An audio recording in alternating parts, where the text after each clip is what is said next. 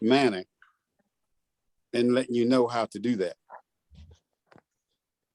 Yeah, but is it true, genealogy, like with spirit, or it's just regarding people telling you the ancestor?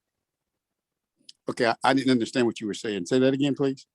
Like when you're looking about the root, finding your ancestor, is it true, spiritual thing, and you're gonna find out people when they're saying, for example, if I say, yeah, I don't know where I'm coming from, I'm from this country, that's my date of birth, then you're gonna do spirit thing and try to find where I'm coming from? Or is it you're gonna ask me who's my mom, my dad, and try to find regarding paper, or I don't know, story, or all these things?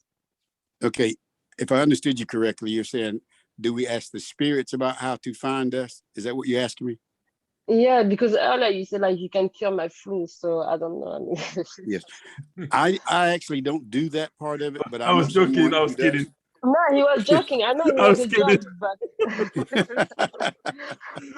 but I don't know. I mean, I don't know. I can just believe it at some point. I'm sorry.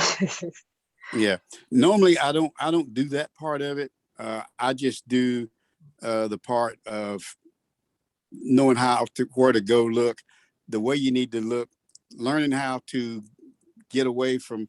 Well, I won't necessarily say get away, but sometimes it's best to unlearn what you have learned, because some information that's been put out will not always be corrected, and some of it has a lead to it, and some of it does not. It's so many different ways that we have to look, and what brings all that about has to do with a lot of what we came through slavery, being in the UK, the United States, France, wherever you come from. It has a lot to do with how you have to research, and then what records was kept, and where those records was kept at, what you have to do to try to find yourself in that. Being that you are of I call it people of color, being that we are, we have a harder time trying to find ourselves, because especially So in the basically, United you're talking States. about finding our own self, basically. Yes. Okay. Your tribe, the people you come from. Yeah. And That. understanding, yourself properly, and instead of mixing with other people and thinking you're not from these people when you are not. Basically, that's what you mean. Yes. Okay. Yes. In other words, I've done enough research on my side, on one side of my family, that I have found the tribe of people that I come from. And with that, there's other connections that go to other connections. That it's a continuous lead. Either you lead out until you can't find any information, and that's not likely to never happen, that you won't find anything, because information still keeps coming out every so many years. They've not put everything out, and we'll probably talk some about that, why that's that way too. And how you need to always keep looking about every 10 years, that there's new information that will be coming out. I know here in the United States, some of this stuff will be information like for the UK, France. They may not do it that way, but I can give them information how you can look for that in the US. If you have connections in the United States, which most people do, or the Caribbean. Okay, I just get it now. And what I mean, are you Muslim or Christian, or when you do this one, you don't looking about religion, you just do for everybody, yeah? There is no Oh, I'll do this for anybody. My history, I actually teach my family history on a historic site here in North Carolina. I'll do our history, and I teach the history of that on that historical site. So if I'm called upon somewhere to try to do that, I try to, to do that. Brother Malcolm called me up and asked me to do a show, and that was one of the things that I thought about that might be good to do. It would generate hopefully some more interest in knowing more about finding yourself. One of the things I've already learned, you got me in my class. Everything that you learn right now, like coming out of Africa, a lot of it, you don't seem to have to go through a lot to find them, because if you just go, you find the root of you just get to the right place, they'll take you where you need to go. I mean, like you see, like, when you're saying like everything coming from Africa, yeah, even though English people rejecting black people, saying like, even the French, yeah. Yes, yes, yes. One of they find it like, in, I think in England or in France, like bones of like, how is it? Okay, Vincent, tu peux traduire? All right, say that again. I'm just asking Vincent if he can, translate for me, because my English is not very good. Basically, they find like, bones of like, an ancestor, which one like was, like English, but was black. Yes, yes. And like, not long time ago, English or French, I don't know, and not long time ago, but like they've been like rejecting and everything on at them, like, yeah, everything come from Africa. That's true. Yeah, it does. Yes, it does. And help you to research that. There's ways of hopefully finding that by doing the research and how to hunt it and find it out. And one of the ways you got to do that, you got to go backwards before you come forward. What I mean by that is, to find more of you got to go back like the 1700s. I use that as an illustration, and then come forward. But you got to have a starting point to know where to start there, to know how to go back. And Brother Jerry, I want to, if I can stop you right there, because if not, you have given us your whole class right now. Okay, I have to shut up. Okay, I'm just gonna get in mood. Okay, thank you, Brother Jerry. You're welcome. I'm talking too much, so I'm not gonna talk anymore. No. We need you to talk on the. No, you don't want me, so that's it. I'm shutting. She's so funny. So bienvenue, family. Welcome back to the ReConnection chat. This is part 2 of our discussion about gender inequality in Cameroon with our sister Petronella, who is here. And so today, what we basically want to do is continue our discussion that we had last Sunday, where our sister Petronella basically was showing us where gender inequality exists in Cameroon. And then we had others who disagreed and they made their case for that as well. But we ran out of time. We had a 3-hour-long discussion and we could have went for 3 more hours, but we simply ran out of time. So we're going to continue with no more delay. Sister Petronella, are you there? Can you hear us?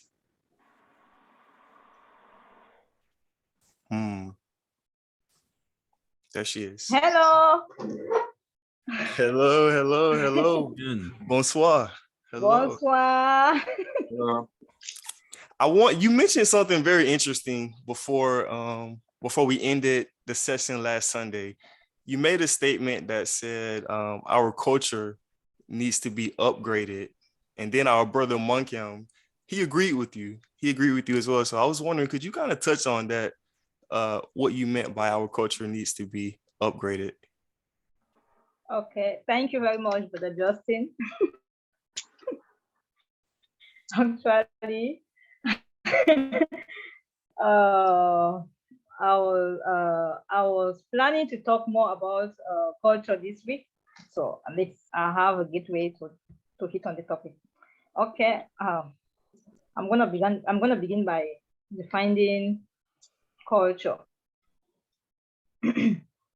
Culture is it's a belief. It could be an idea or norms, customs, and traditions practiced by a group of people in a particular area. Okay.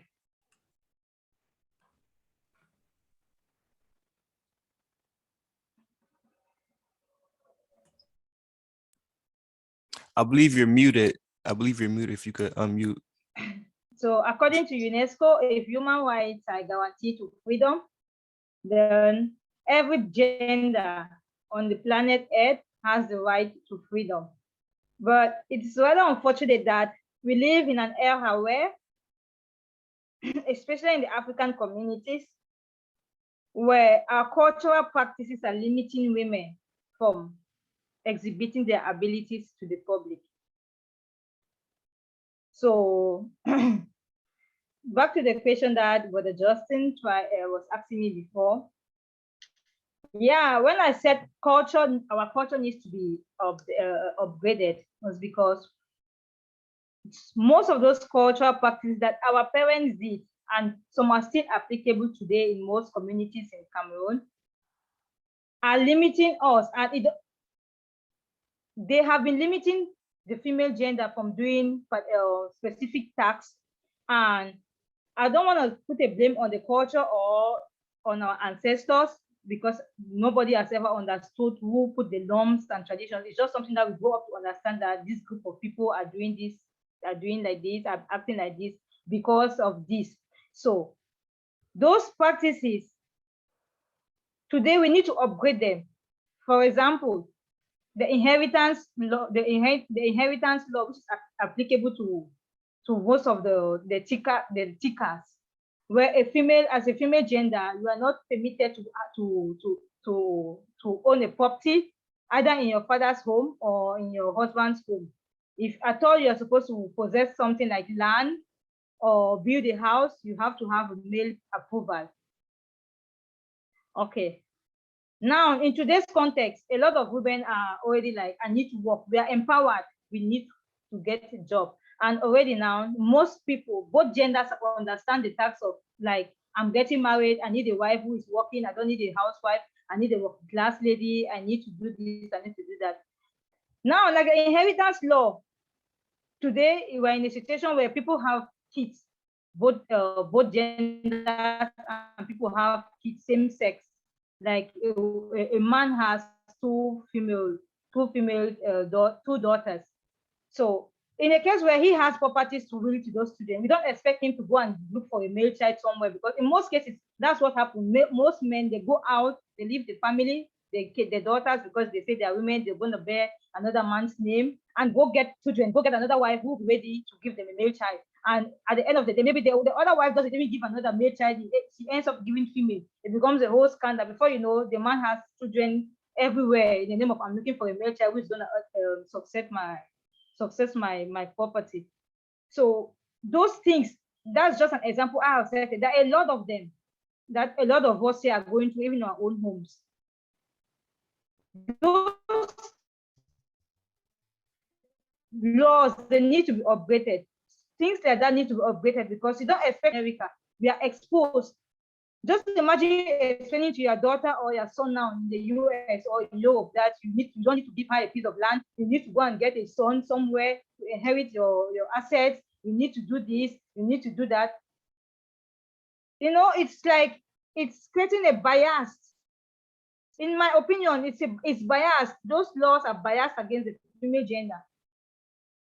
Which, those are the things that we are trying to do. If human rights, like UNESCO has put it, if human rights are guaranteed to freedom, then every gender has the right to freedom. I have the right to inherit what my father left behind as a female gender, and I have the right to also, if I'm working, I have money to discuss with my husband to have a piece of land. But there's also a case where women in their husband's house, like, I can afford this land, maybe due to lack of dialogue or lack of communication, like, you cannot get the land. You are the woman in this house, and I'm the man. You cannot get the land. You cannot get the land because a culture forbids a woman to get the land. I am the man of the house. And in most cases today, we have situations where the women even like, okay, since I cannot get the land because you are the man, I'll hand over the money to you so that you get the land. At the end of the day, we don't see the land. We don't see anything. So in situations like this is where we say that some laws needs to be upgraded in order to fit the era in which we are living in. So I don't know if I'm understood. That's just a little thing I have to say in regards to the question Brother Justin asked. Okay, thank you, Brother Justin. No, thank you. I wanna stay on this subject because when you mentioned that last week, our brother Moncam, he agreed and he had some comments about that as well. So if you don't mind, brother, could you share about whether you agree with that or not? Yeah, hi everyone. Hi everyone. Nice meeting again. So yeah, it's true. Last week when Sister Petronella said that our culture needs a bit of touch, and I said yes, and I totally believe on that. So the contest, I'm saying that because you remember last week when Sister Felicite says that in certain family today, and if you got like a boy and a girl in the family, so the boys seem to get more educated, get more attention on education. So they believe that the girl, she's gonna belong to a different family, so she's not gonna bring anything back to her own family. So they don't actually bother a lot to educate her.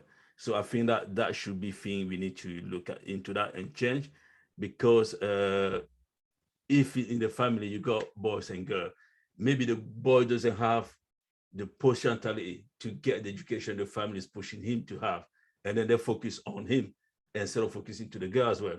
You know, that already limited the girl to be able to progress. I mean, things like that we need to change. And in the context that when we leave our homeland, you know, we've been here, we've got children around here, and then there's so many things you know, we always teach our kids that they need to be independent, especially our girl. They need to be independent, you know, make sure that they don't depend on anyone. In the context of the tradition, you know, that doesn't work. You know, they have to, you know, they have to know their place in the house, like we said last week. So it's a lot of bit, there's a lot of big clash, and then feel like that, yeah, definitely need to change, need to look into that. Yeah. Thank you, brother. I want to open up the floor. Does anyone else have any comments about this particular subject? But the subject is only for the whole, it's for the whole Africa. It's not only Cameroon though. It's Africa, yeah. And if not, I have another question for Sister Petronella as well, because it got a little heated towards the end when you threw out the word feminism. Mhm. And so I just want to ask you, is feminism beneficial or detrimental to our culture?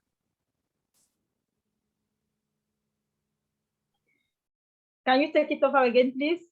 Yes. Is feminism more, is it helpful or is it destructive to our culture, in your opinion? Feminism, I'm gonna say, has that's a coin with two faces. It's helpful and at the same time it's destructive. Okay, let me start with the helpful part. Feminism at least has educated more women. Unlike before, where women were just subjects to their husbands and everything was based on my husband, my husband, my husband. At least today we have a society where men are educated on the advantages of educating their wives and advantages of sharing responsibility with the female gender. So to a certain extent, feminism has been constructive to the African society. Okay, now feminism as destructive to the African society, in the sense that now the urban woman, the African urban woman, she's open, just like the African urban man. We are all open, we are exposed, we now understand the basics of feminism, we understand all those things. Feminism is just the verb here, it's just the verb, like people understand. But in the African context now, the word itself, the verb itself, feminism, it's like it's a trigger because the urban African man and the urban African woman doesn't understand that verb. They don't understand the role it has to play in their society because of the high cultural influence over them. Like the urban African man is like, why does my wife need to talk when I talk back? Or why do we even need to dialogue? I just need to take the decision here. I have nothing to talk with her. She has the only role she has to perform in my house is just to have sex and give me kids. I have nothing to talk with her. So the urban man and the urban woman, they lack that basic understanding to understand the intentions of the feminist movement, which is why today in most African contexts, the idea of the feminist movement has been diverged from the original ideology. Because we have two groups now. in the African community. We have two groups. The groups who have understood the context of feminism, and they are trying as much as possible to maintain the primary objectives of this feminist movement. And we have the group that have not understood anything, and they have overreacted. And now, as we all know, with the situation of the media in the 21st century, the media goes just for the bad thing. So now that's the direction that the media is pointing to. Now everyone has forgotten about the primary objective of the feminist movement, and they don't care about those people who are trying to maintain the primary objectives of the feminist movement. Now people are focused now on the negative aspect of feminism, which is what is derailing most of the African societies. People no longer see the feminist who is married. They don't longer see the feminist who maintains a good home, who is trying to impact the society positively. They see the feminist who exposes the nipples. They see the feminist who is a gay and a lesbian, and you know those things. We know in African society it's not yet welcome. They see the feminist who smokes. They see the feminist who insults all the men in the society. I'm not in a position to judge them, because we are in the world today that people do what they love. So, in my point of view, feminists still have a lot of work to be done in the African society, because they need to go down to the urban African communities and rewash the negative ideology that most of our brothers and sisters in the urban areas have about the feminist idea, and implanting them the original version of the feminist idea. So, in my opinion, feminist has two faces, the good and the bad. So, what I am trying to say is people shouldn't focus on the bad. We should always try to look at the good. Let's look at the good things that feminists have done from the beginning till now. When they started this feminist movement, at least they have 70% gone. It's not an easy task for them, but at least, because today we are in a world where people say, I need a working wife, I help my wife with the kitchen, I help my wife with this. Especially the African man, it's some sort of an achievement for the African man to come to that point that, no, I need a wife, I help my wife with house chores, and this, because we know the African man will never do that. He's a man. How do you expect me to clean my kids when they poop? How do you expect me to walk into a dirty house? How do you expect me to do this? How do you expect me to cook? So at least if today the African man has the idea of, no, I'm gonna help my wife clean, I'm gonna help her cook. If she comes back from work, she's gonna make food. When I come back from work, they share the responsibilities in the house. Then at least it means feminism have done a good job to a certain level. So in my opinion, feminism is the two faces, the good and the bad. But please, let's focus on the good. Thank you for adjusting. Yes, don't go anywhere just yet. Let me ask you this. Do you think that feminism would accept polygamy, since polygamy is a part of our culture as well? Do you think feminism is for that or against that? That has to do a lot with the personal decisions of the individual. I don't think that one has to do a lot with feminist movement, because from what I understand about the feminist movement, they are all about like women equal working rights and female autonomy over the female, like the personalization and political autonomy. Like I have the right to vote, and I also have the right to decide what I like. So getting married to a monogamy or a polygamy should be a personal idea. And also, it depends on the political system of every country too, because I think in most Muslim countries, it's like one man, one wife, and they don't accept divorce. But for us Christian countries, or I think Muslim people are allowed to marry more than 4 wives. It depends on the family and the individual. Depends. For us Christian countries, we are, according to some people, they say culture, African, our Cameroonian society, let me not even go far. For my village, an African man is entitled to the whole village. If he has, even if he doesn't have the capability, but if he has the emotional strength, he's free to marry the whole community. All the girls are his. It's something like traditionally, not even through the court, because my father got married to 7 and he only took 1 to church. So I think that is not something that has to do with feminism. It's just something of greed or personal enjoyment. So it's my choice to get married to many husbands. Thank you for that. Does anyone have any comments or questions in regards to that subject? I got a quick question, Brother Justin. Yes. And my question to her would be, is there any law at this particular time from her area against or for polygamy?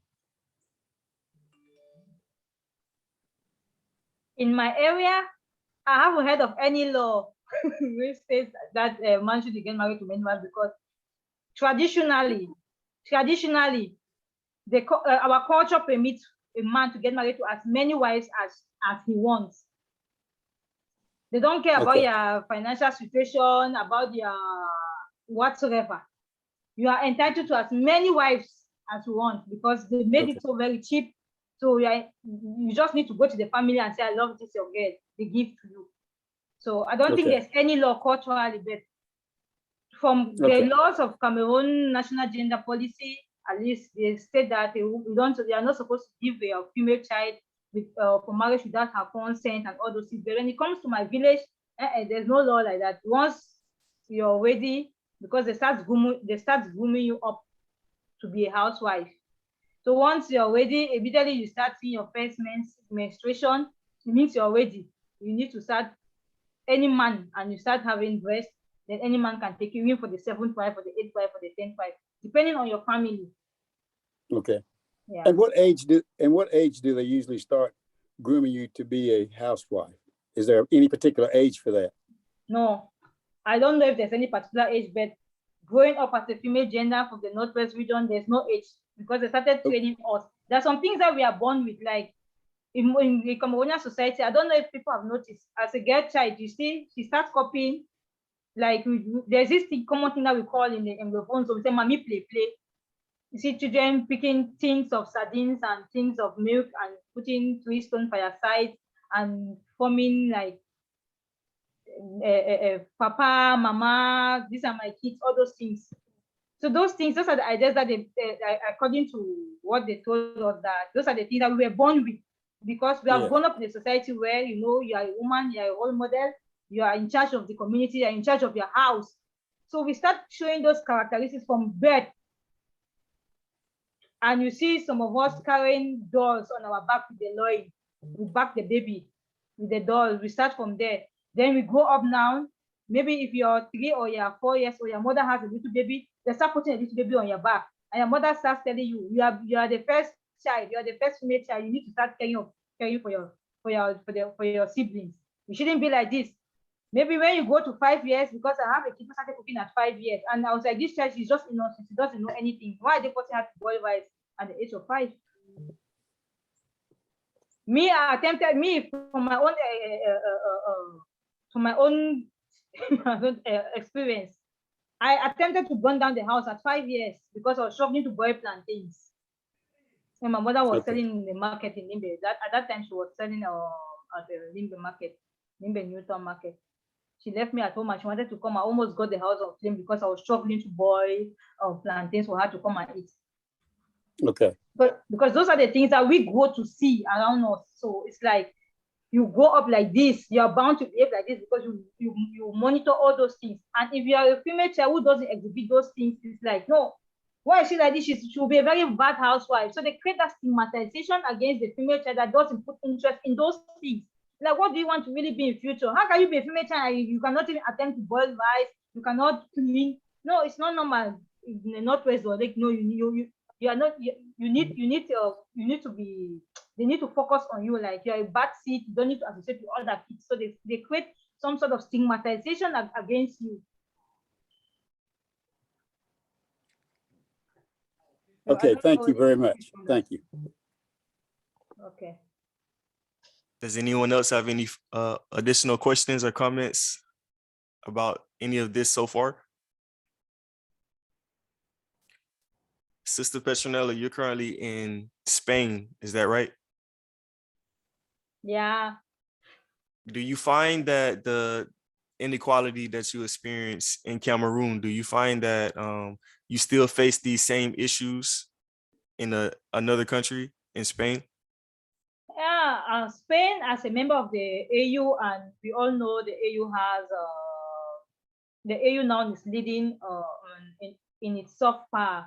So it's using the gender inequalities, gender inequality, the Sustainable Goal 5 as a major constraint to exhibit its soft power to the rest of the world.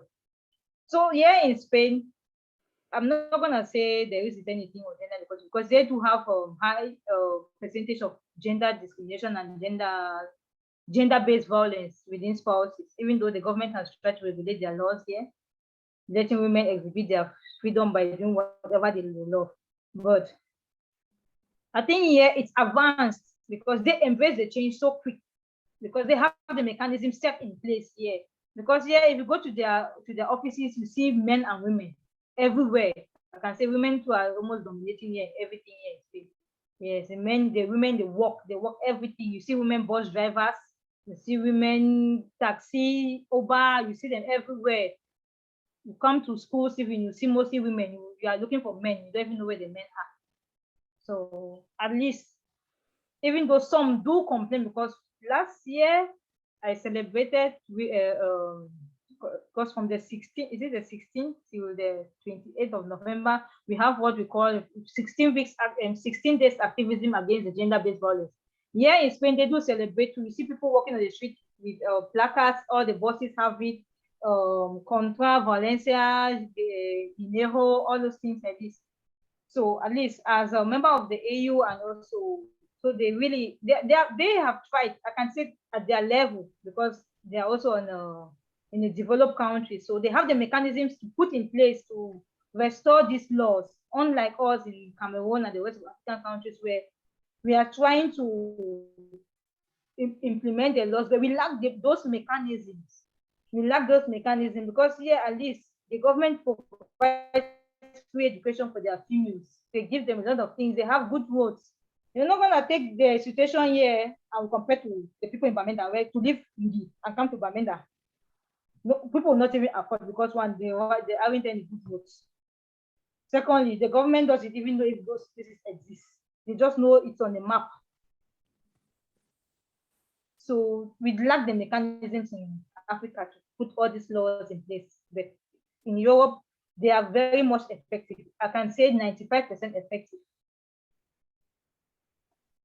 So you mentioned that in Spain, you see women holding different job positions, such as bus drivers and shop owners and such. I'm just asking out of curiosity. So in where you're from in Cameroon, what are some of the jobs that you see women are being employed at? Well, the Cameroonian woman too has upgraded. I'm going to say that because as compared to before, where a lot of men were like, you're my wife, you're not allowed to own the shop, you're not allowed to do this. But today, when we are in a situation where the women have been empowered to a certain level. Now, I don't want to talk about the urban woman because the urban woman still needs a lot of education to first of all understand why she needs to be empowered. Now, let me talk about the Cameroonian, the royal woman needs to be empowered. So let me talk about the Cameroonian urban woman who is more exposed than the royal woman. So at least Cameroon is at that level where we lack the mechanisms, but we are struggling to use what we have.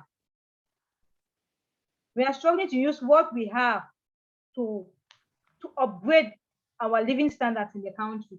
At least if you go to most towns now, you see women struggling to learn a trade. You will see women sending, instead of keeping their kids at home to groom them to become housewives, now they send them out, both genders, to learn a trade during holidays while seeking for education. Now, the royal woman now in the village now, because she's like, why is it that this girl, she came back home, she came back with a car. They say she has gotten a good job in the village. She has got in town. Say in town, she's in town. She has gotten a good job. So why should I limit my daughter to not go to school? And because they sent her to school, so now she has a good job. she comes back home with a rich man. You know, our parents value rich men and rich job. Now they're like, no, if that's the effect of living in town, then my child too needs to go to town, so she needs to copy from what other people are doing. So that's where you sit down like, no, instead of sitting in a village waiting for one man to come and get married to you as a seventh wife, it's better I will sell something and give you the transportation to go to town and fend for yourself. So at least I'm going to say Cameroon has also upgraded to a certain degree. Not up to 80%, at least we are 50%. Because now you see a lot of women talking. The empowerment has gone to another level. Everyone wants to be empowered now. So we are not still at that level like we were before, where the woman was just an object in the husband's house. Like, I'm waiting for my husband. I hear this lady speaking French say, mon mari va donner, mon mari n'est pas à la maison, mon mari. It's all about mon mari. Madame, your child, j'attends mon mari. At least we're in a situation where instead of saying j'attends mon mari n'est pas à la maison, mon mari va venir à 7 heures. We're in a situation where I take my child to the hospital and then mon mari meets me in the hospital. Yeah, so at least we've also upgraded. So where should the focus, in your opinion, where should the focus be now into, what are the main areas that should be the focus for wiping out the gender inequality? Since you said that we're taking steps forward, but what are the main issues at now that should be the focus? The main issues right now is now the problem is, since there is this conflict between feminism, culture, and human rights. So the problem now is for so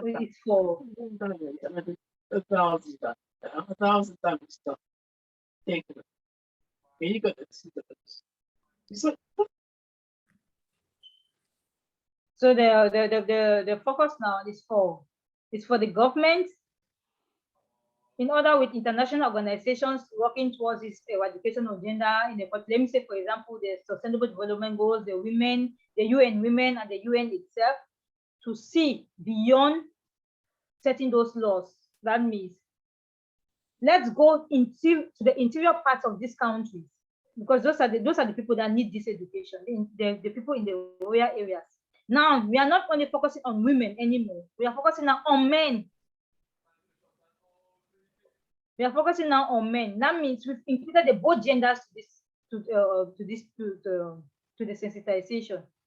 Instead of, because we've been talking for a very long time about the women. Hey, women, you should do this. Women, you are supposed to do this. Empower yourself. Okay, now we've understood that a lot of us know our place, we know our role in the society. Then now the men lack the understanding, and which is why there is a conflict between the word feminism, culture, and human rights. So now we've turned the table around, like, if we educate men, the more men know about the advantages of educating their women, since they are the head, the decision, because we cannot come to somebody's house. It's different. I cannot come to your house now and start talking to your wife. No, do this, do this, do this, do this. No, I need to talk to you and your wife. Now I'm talking to couples, you and your wife. When I'm talking to you now, because you're going to understand from the point of view why I'm talking this, you'll be able to transmit the message now to your wife. So when you're giving some restrictions, you put it into consideration that no, I cannot just tell her not to do this, because if she does this, let me look at the advantage of her acting this way. If she acts like this, it's going to be beneficial to both of us. So now it's like we are focusing more on both genders to be educated, to know the advantages of eradicating gender inequality. Because most people in our societies, when we talk about gender inequality, they think it's like, no, I'm a woman, I want to become a man. Whoa. Gender inequality is it's not all about you standing to be a man. By the way, from the objectives of liberal feminists, gender inequality has always been to have equal work opportunity and personalization and political autonomy of the female gender. I have the right to sit down and thirsty. Please, can I drink? Please, I need some rest. Can I sleep? I don't need to be raped. We have to discuss about our sexual life. We need to talk about our finances. We need to talk about our kids. It shouldn't be me. If I want to even tell somebody that our kids, let me say, I want to tell my husband that my kids need school fees. I cannot even dialogue with my husband. I start roaming around. I need to go to my husband's brother's house, or I need to go to my husband's mother in the village to tell my husband that the kids need feeding in school. You see, because those are the problems that the equality has created within our society. Women cannot dialogue with their partners. But today we're in a situation where those are the things that we need. Those are the things that we need. Because if you're living a life with your partner, you cannot dialogue. Why are you guys living together? But in those days, culture had put those boundaries. A woman is not supposed to talk to a man. So the only time a woman talks to a man is when they are making love. So today we are trying to remove all those ideas. We are trying to put a society where the cultural values are going to be maintained, but they're going to be upgraded. Like it should be able to fit our 21st century. Because if they don't work on it now, the generation after this is going to be chaos, because they're not going to understand anything. Yeah, so now we are focusing on the both genders to be educated. The more men get educated, the more the issue of gender inequality is reducing. So the more that men get educated, the more that the issue will be reduced. That's what you said, correct? Okay, thank you, sister. Brother Monkey, your hand is up. Feel free, the floor is yours. Yeah, so I just wanted to add to what Sister was saying, about upgrading our culture. I think some of the men need to be educated for sure, but some of the men, they actually use the culture on the advantage. I've know of a lot of cases in Cameroon, in Nigeria as well, where a woman is married to the husband for so many years, and then he's not there any longer. The men family gonna come over there and put the woman out and take the house. So there's so many cases like that. And then again, because people have to understand. And I mean, only last week I was speaking to a friend of mine. She lives in Douala, and she's 37. Her mom been married to her dad for so many years, and then the dad's not there. And she only got sister. There's no boy. And then she was telling that she's really scared. Anything happened to their mom, they're gonna lose the house. So things like that they need to look into that, need to change that. So yeah, that's what I want to add. Yeah. Thank you, brother. Does anyone else have any questions or comments on that particular subject? Feel free. Brother Boris, are you there? Yeah. I wanted to ask a question regarding the differences between regions in Cameroon. Is it the same? Will you say it's the same thing happening in Northwest compared to Southwest, Northern region compared to Southern regions, and so on? What is the difference in terms of gender inequality based on the regions in Cameroon? Cameroon has over 300 tribes, and those tribes speak over 240 languages, if I'm not mistaken. Now, each village has its own laws and its own cultures, traditions, and laws. Okay, coming from Bengui, we have our own traditions that limit us. I'm not going to compare my situation with someone from Bafut or someone from Mankon. But what I'm going to say is they have similarities when it comes to gender inequality, because the cultures are almost similar. Now, I grew up in the Northwest and in the Southwest. In the Northwest, a Northwest woman, she's a very hardworking woman. Beginning from my grandmother, because that's the one I saw and I witnessed, where she had to do the palm nuts, make the oil, take to the market, do the raffia bags, take to the market. Sometimes she even goes to tap palm wine for her husband and takes to the palm wine shop. She comes back, she still has the responsibility of cooking late at night, washing clothes, running other errands. That's what I know about the Northwest woman. So they limit her to doing a lot of things. They occupy her around the house, doing a lot of things. That means she has to work before even feeding. Now, when I come to the Southwest, I see another picture of a woman there. The Southwest, I don't know if this, I don't know most people, because most of my lecturers in the University of the only one. They had the issue where they were not allowed to go to school because they were female. Their parents never sent them to school. They had the issue of male preference over female gender when it comes to education. So most of them had to run away from their homes, come to the cities of Douala, Yaoundé, and fend for themselves. Most of them did nanny jobs and other odd jobs, so they could raise funds to take care of themselves, to promote themselves to a higher level, to get to education and all the like. And today they are being celebrated as one of the famous women in Cameroon. Another part of the Southwest, the ladies, they're not hardworking. They don't send them to school. All they do is just to beautify themselves. Their parents invested more in making them beautiful and making publicity, so that the rich men will come around and pick them for housewives. That's maybe was good for them. It's fine for them. They have their own issue too. And then when you go to the center region, the woman from Yaoundé and its environment, they have another different mentality. They too, they don't work, and they have never believed to work, and they don't even want to work. They too, they are for the opinion that a woman is not allowed to work. A man is the sole proprietor to work. He's supposed to provide to the family and do everything. So the only job they have is just to sit at home. That's the mentality they have there. Douala, the same. I don't know about the far north. I know gender inequality is very high in the far north and the northwest. The far north, those are the two regions that are really like they need a call for consent. Because in the far north, I think they used to they betrothed children to their partners very young, and just wake up. Maybe some of them even start menstruating their husband's houses, and they just start raping them in the name of having kids and all sort of abuses. So it varies. It varies. Gender inequality in Cameroon varies per region and per tribe.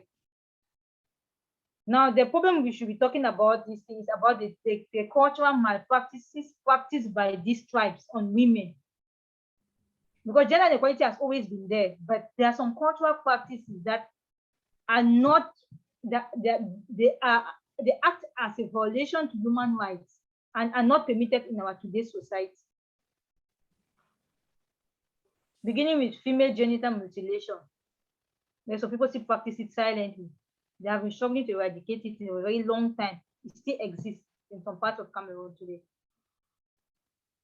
Even the issue of education. Some people still believe that the female gender has no right to education.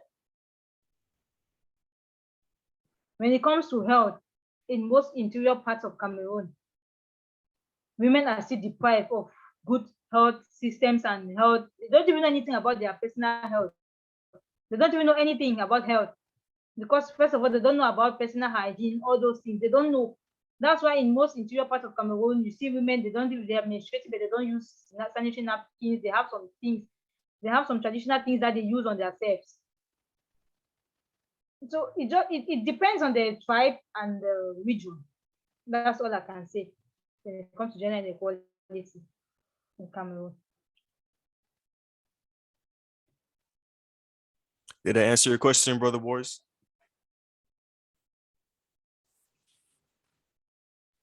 Yes, thank you. I appreciate it. Maybe a question that goes in the same direction. Did you study the case of other African countries? Would you say it's the same trend, whether you're in West Africa, East Africa, whether you are talking about the Senegalese women, the Nigerian women, or would you say it's not always the same? Or what's your point of view? Really, I haven't really studied about other countries because I'm not even done studying about Cameroon. So, but the problem is, because I'm an extrovert and I talk to a lot of foreigners immigrants just like me. So I always ask them as a woman, like, what are the challenges that you guys have?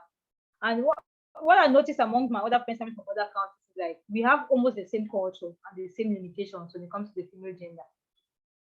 Like I was talking to my friend in Sudan, like when I'm talking to her, she's like, we have the same thing. I'm not supposed to do anything. My sister, she's stuck in a marital home because our own is even worse. They don't allow us to divorce. And we get married as virgins. If I disvirgin myself, they'll stone me to death. I was like, are you serious? She's like, yes, it's right. They do that for them. If nobody gets married to you when you're not a virgin. You get married to you as a virgin. And if they discover they're not a virgin, they stone you to death. Most Arab countries, they do that. And Muslim countries. And now she's like, the same thing. You see, African men are the same everywhere. They are supposed to cook. Sudanese man even sit at home and expect you to come back from work. You cook, you clean, you do everything. He doesn't care. He walks in front and you're behind with the kids and you're carrying some luggages. I'm like, is this some sort of punishment or what? It's like, it's the same everywhere. That's a typical Sudanese man. And I want to talk to a friend from Kenya. She tells me, they say, a Kenyan man will never tolerate this thing. Some of them they're even like feminism, people should just keep those things in Europe. They'll never work in Kenya. I'm like, so from the discussions I get with my friends from other countries, I'm like, so finally it's a general something. It's not only Cameroon that is suffering from the same thing. So it's just, that's why it's a global law. Gender inequality is a global law. It's not like it's only for a particular country. Even when I talk to my friends from Italy, they'll tell me the same. They'll tell me it hasn't been long that the Italian woman is permitted to smoke and wear trousers and all those things. Now they are going crazy. So it's a global something.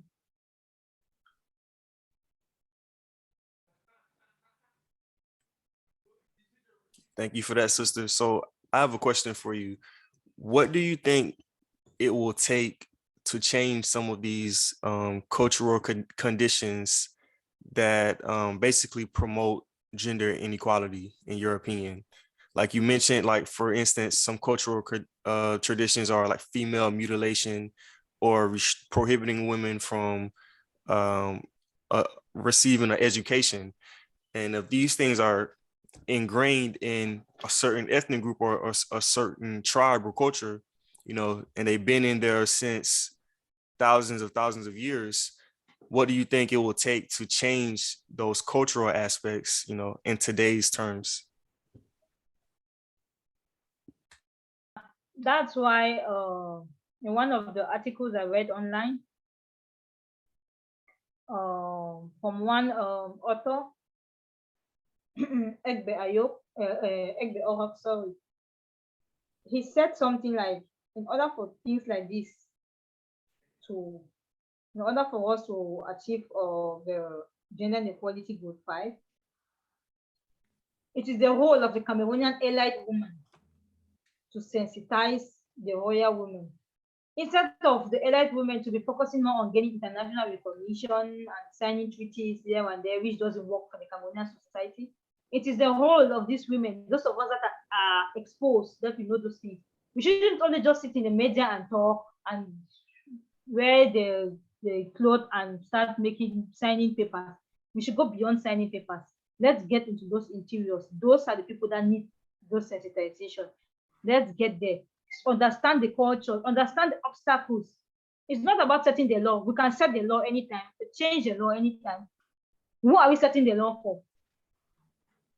Okay, the law is there.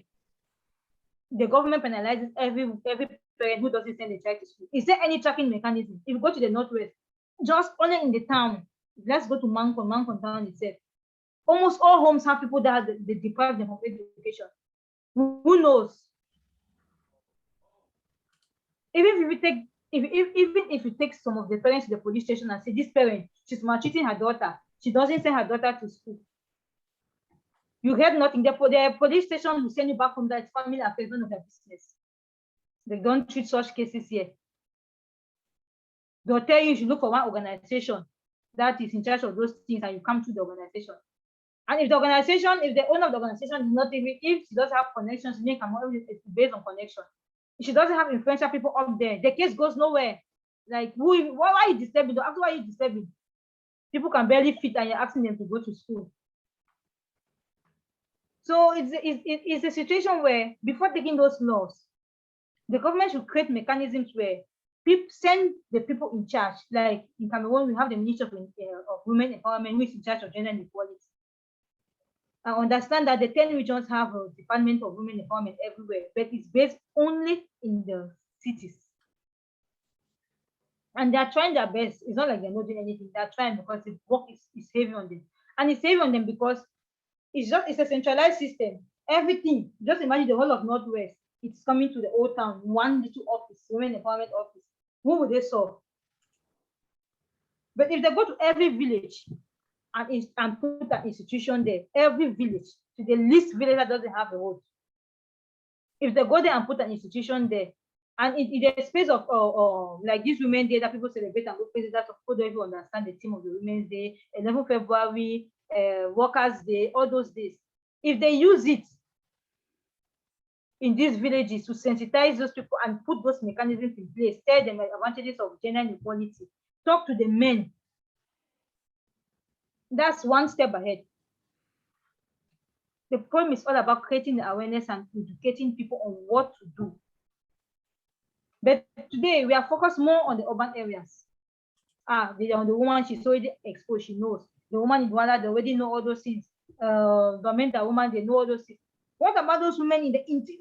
Because there's a women that have never gone to the city in Cameroon. They have never gone to the city.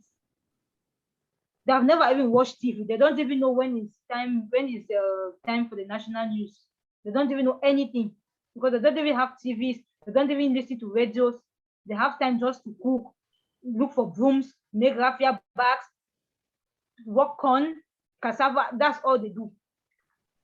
So even the government even says they have created health facilities for women to come and diagnose themselves. Nobody goes because they are not aware. They are not informed. They know nothing. So it is the role of the allied women, instead of celebrating Women's Day in the cities and doing all those things, it is the role of the allied women to go inside the interiors, educate their sisters and brothers in those interiors. They are the ones that need the help because those are the areas that are mostly infected. The moment the Cameroonian allied woman will discover those areas and start targeting those areas, then it is a gateway for the Sustainable Development Goal 5 to be fully implemented in Cameroon. And therefore, we'll be able to eradicate gender inequality in Cameroon or Africa at large.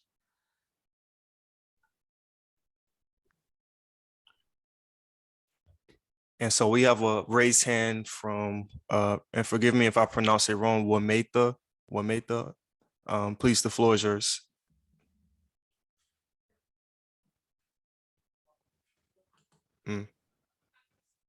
Please, you may ask your question now. Wameta. Yes, I was struggling with unmuting myself. Yes, it's Wameta. Wameta, okay. I am speaking for East African women and men as well. And I think Petronella has spoken with a lot of passion about this subject, which is very deep and embedded in the human race, not just for the Cameroonians, the East Africans or the Black people. It is a problem that we've had for various reasons. And it's a subject that we have gone in and out, and sometimes because of the problem that is really in the discussion, because some of the questions that one will have to ask while we are looking for these rights and similar opportunities for both man and woman, we have also to look at from a wider angle, because there are certain things that man will do and woman won't do, and vice versa. And I think the argument shouldn't be about changing diapers or earning the bread. It should really be about first understanding that every human being deserves, every human being has a right. It doesn't really come because you're a man or a woman. Your pain is my pain. Now, if a woman is successful in a family, the man should feel the success and vice versa. And in fact, it goes further than that. It is a human achievement to see the benefits of having all this being rounded at the table and understanding how it is we can work together but we have problems because we have spent so much time dividing ourselves using all those systems that have been mentioned, such as, the cultures, religion, politics, education is a big divider because, like Petronella was talking about the urban woman and the traditional village woman. All these things are divisive. You can even go as far as saying that a woman brings up both the boy child and the girl child, and maybe that's where the problem should be addressed, because when you bring up that child, are you preparing them to actually be a very active member of the society, or are you bringing them up to be a girl or to be a woman? And again, that lady Petronella gave example as to statements that are used, sometimes subconsciously, which bring this division. So it is a deep problem. It is a thing that people are trying to address with their own understanding. But I think we cannot scratch from the surface. We have to actually try to realize where it came from, because it must have a root. And I think one of the roots is, what men did that time, women would not have been able to do. We're talking about those ages where, hunting, for example, was a thing, and men had to go and hunt while the woman is looking at the baby. And if you look at even the animals in the wild, we have those little networks to support the family. There are aunties, for example, in the monkey family, in the chimpanzees family, where the young ladies will be left to look after the babies, and after while the others are going to hunt. So it's not very much of, we must all do it the same way. The fact of the matter is, what you can do, it should never be about, I can do better. But what is it can we do to work together? I think every man individually, if they know that they're interacting well with their wife at home, the children are happy. If that man that goes to some organization and makes those decisions that are diminishing the right of the woman or the capability of the woman, they have left a woman at home. So they should be well advised to make those decisions, thinking it's not for the society out there, it's for me and my children in the future. Now, when we start seeing those things as such, instead of putting ourselves in little groups and saying, it works for me, it should work for me, then we are missing the point. It is a human issue. And if we take it from that angle, we won't be very much interested by what is working for woman or what working is for man, but it will be the question of what will work for us as a society. Where are women doing better than men? How can men support women to work well, where, to bring those talents through? Where are men doing better? Of course, every woman would say comfortably that, in terms of, the physical strength, they feel comfortable with a strong man in the house. So such little things can, be combed through. And the whole point of that should be embedded from the fact that every human deserves to be a human being that is happy in this world without feeling I've got to explain myself about what I can do. It has to come from inside. I think that's how I feel about that. Thank you.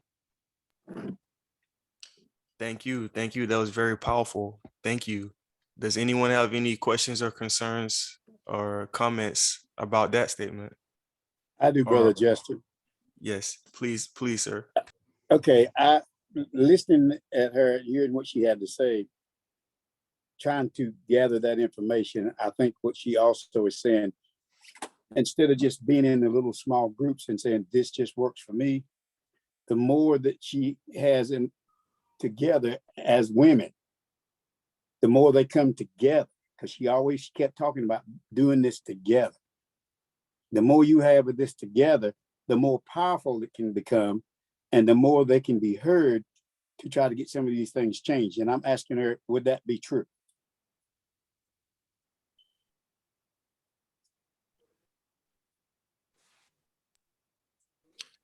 Sorry, again, I was struggling. Yes, I think there's something to be said about women working together. I have in my life met men who said exactly the same thing, that if only women knew the power they have of working together. And it is true, we don't work together. again, that could be explained in more than one way. There has been a time where a man without a woman was an outcast. So it was never asked why they haven't got a man. Some of these polygamy situations that we have, where came to be because they felt that the woman cannot look after themselves. They do need a man. I know that for true. It's true in the Islam world, where it's better a man to have so many women. I don't know how that healthy is for the man himself, but because culturally they've decided that every woman needs that man, and maybe it is important to have that, but it's not the only way. So women, like I said, women bring up these people. We bring up these children who become men. There is something that goes wrong somewhere, that these men go and turn against us. Maybe that is something we can work on, because if we are bringing up a boy child with the mindset that they will one time get a woman who will become a mother and make a family with, and it is very important that you're not doing just that for the family or yourself, but for the society. I think, that's a good place to start for women. And unfortunately, I can say, for myself that, we are not very strong like that. But again, that can be looked at and, to understand why that is the case. But yeah, to answer your question, women have got a bit of work to do when it comes to working together. They do very much focus on, especially when they get especially when they start their families, they feel the need to not very much again work for the society, but work for themselves. It feels it's a competition, and that's not healthy. Yeah, it's taking you completely away from the focus of what you're actually trying to do. What I'm hearing. Say that again. I said what I'm hearing. It sounds like when they get into competition, it gets away from the focus of what you women are actually trying to do and trying to get the respect that you do deserve to be the women that you are by raising your children and the boys, because you're putting them in the same environment and teaching them to be boys, and you're getting it from a female, but yet they're going to turn against you as they grow up. It's kind of confusing to hear that. My prayers are with you that you can come together in numbers, hopefully hoping that will put you in a position where you're looking together. Because if you got a chain and you got them all hooked up together and there's no breaking that chain, somewhere somebody's got to hear. Somebody can say that's a big chain. Somebody's got to listen to what you ladies are trying to do. And my prayers are for you that something that will come together, that will make something happen, that you have more equality. Sorry, it's just something like, brother, I didn't get it. Why, the way how you raised, your boy, at some point he's gonna turn against you. I didn't get it. Or maybe I misunderstood what you said.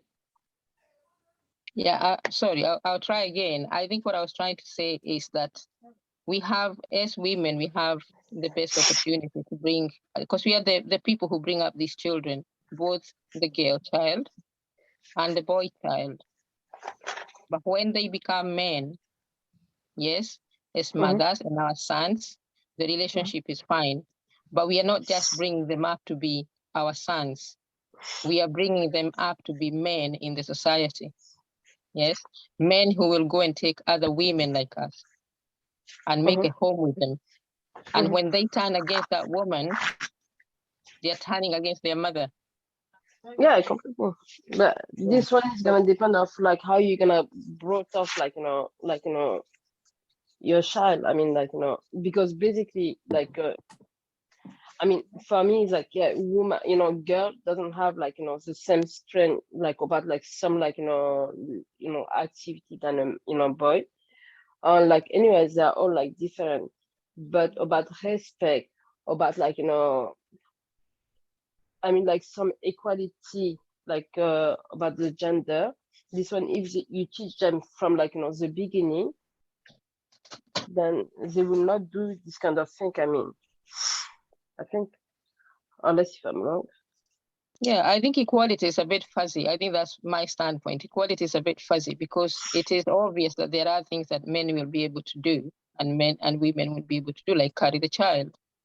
Now, it's unfortunate that we feel as women, we have to fight this war where even after delivering the child, the first thing in your mind is to go and earn money.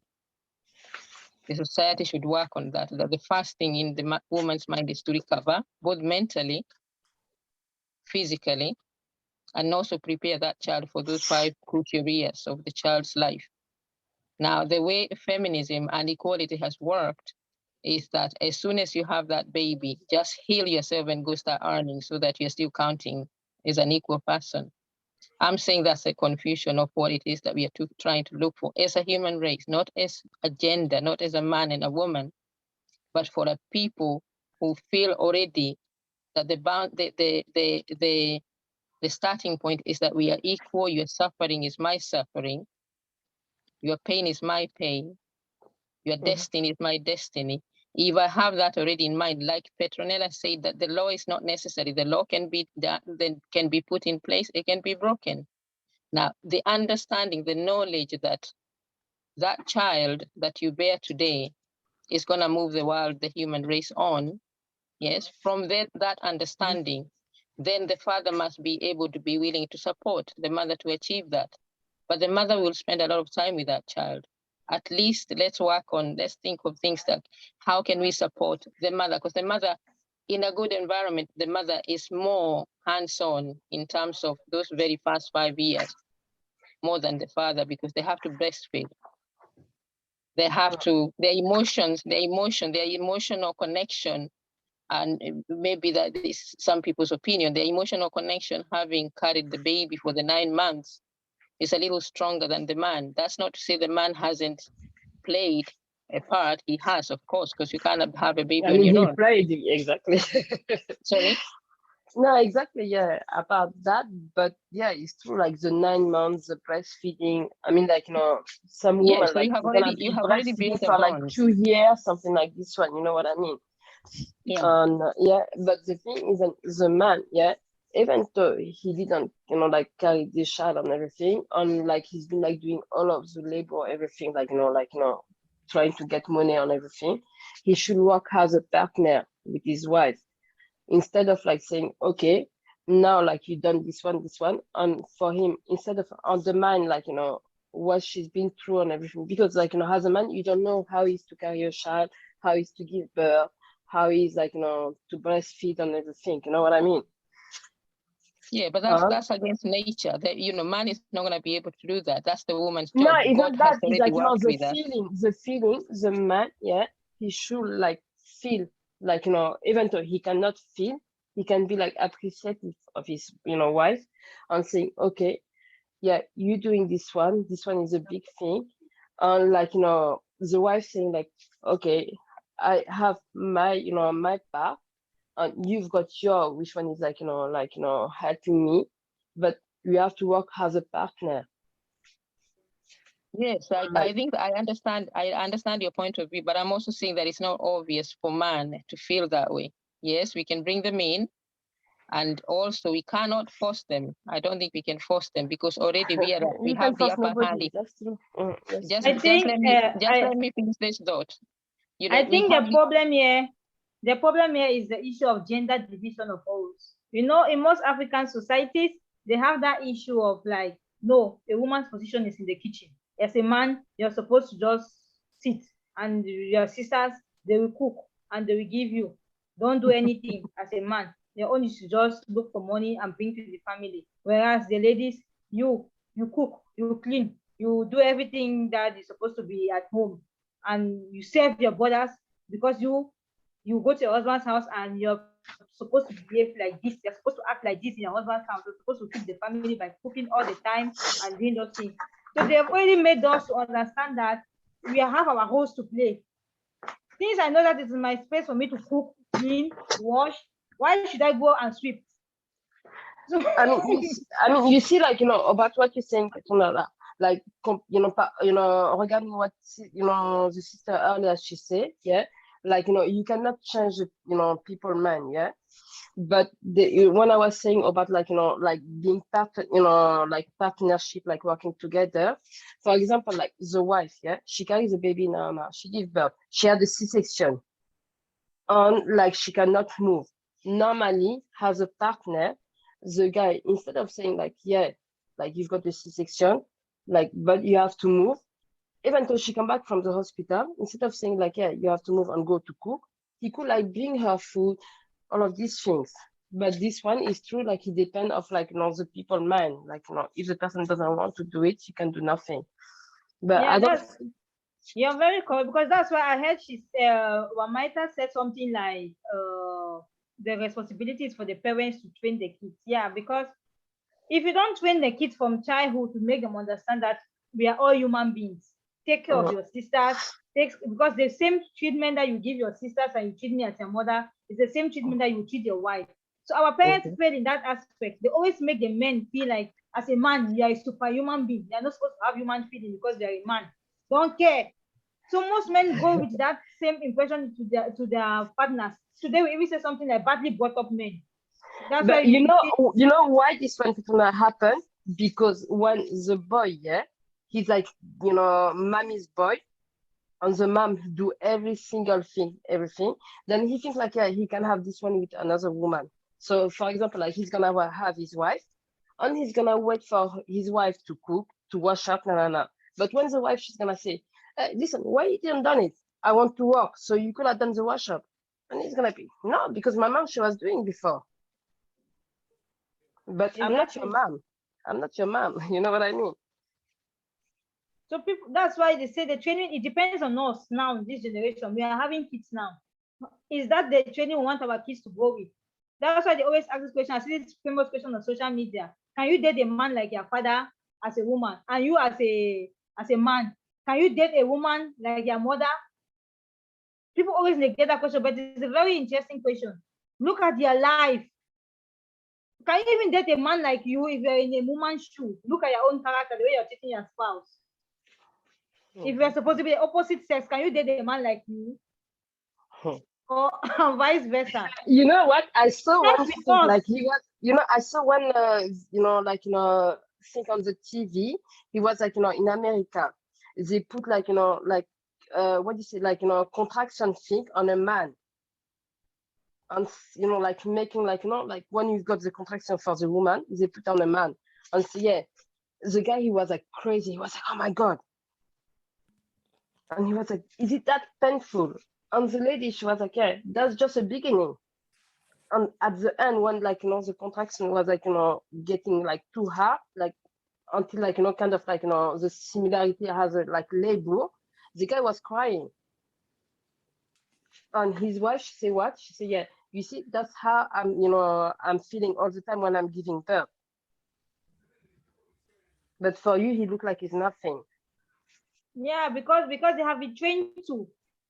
If you go to most of our houses, it's the same way they brought us up. No, you. Yeah, but the thing is that one wife stay in the kitchen morning to night. Your brother is out playing football. Doesn't care. Okay, he comes back home late at night from playing since morning. You have been working the whole day as a female. They still tell you to go and give him food. You wake up and give him food. He comes home, they welcome him. And then now, in his 30s, he goes to marry somebody's trained daughter. What do you expect of that type of home? He's never going to understand anything about equality because the parents never taught him. You never. So that's something that's what Wamata was saying. Those things cannot change because the parents have not implanted in them those ideas. That's why they're saying today. I don't think it's the parents. It's like, the child mind as well. I mean, it depends, but some of the kids, some of the boy, it's like, them mind, not necessarily the parents. Yeah, he's a man. He's not supposed to do this. He's not supposed to do this. And now they come to the female gender. You are a woman. You are supposed to do this. If you act like this, the society will crucify you. The society will do this. Don't do like this. Don't behave like this. What about the man? He's supposed to also behave very well because if you are preparing a woman for marriage, you should be able to prepare the same man for marriage. It shouldn't be only the woman going into marriage. But the society has always been, we are preparing the woman for marriage. What about the man? Because you cannot be focusing on your girl child and preparing for marriage. Are you preparing your son for marriage? Because the problem is like, for, the parents, like when they give birth to girl, yeah, preparing for marriage is because for them, it's like women are, vulnerable. So they need, for, the parent is like, yeah, we need to put her somewhere safe, so married, because apparently man is like, the one which is going to protect you. You understand what I mean? Yeah, it's very true that women are vulnerable, but to a certain extent, men are more vulnerable than women. Yeah, but the thing is like, as a parent, like, the old generation, that's his thinking. Like, he's like, yeah, we need to like, save something for our girl, and a man. Then at least a man, boy can do anything what they want, but they are less in the risk of like something harming them than a girl if they are not married. Yeah, I have a situation. I have an uncle who has just male kids. He doesn't have any female. And when they were growing up, the wife was like, "You will cook, you will pound fufu, you will wash my clothes, you will do this." And the kids now, because they saw other kids playing around the quarter and doing things, like their mother is maltreating them. How can you be asking me as a man to pound fufu? How can you be asking me as a man to clean yam? You want to come to the kitchen, you see me cleaning plantain.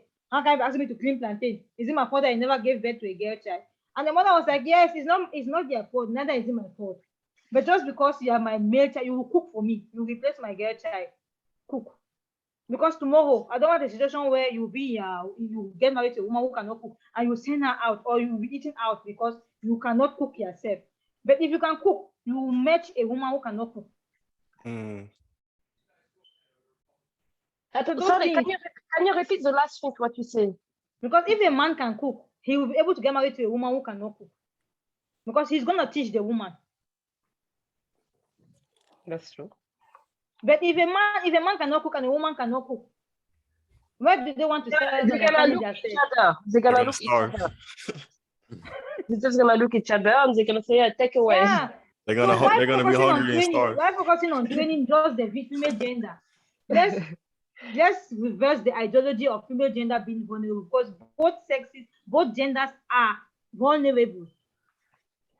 But that's the reason why today we have some high percentages of divorce in our society. And now, because of the high percentage of divorce in our society, they are blaming it on colonization and the white man system.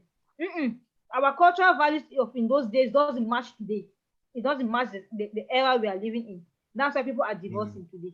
But the thing is like also like, they have to like, define exactly what is vulnerability. You know what I mean? Because we say like easily like women are vulnerable, but about what? And men are vulnerable about what? You know what I mean? You cannot just say women are vulnerable. Yeah,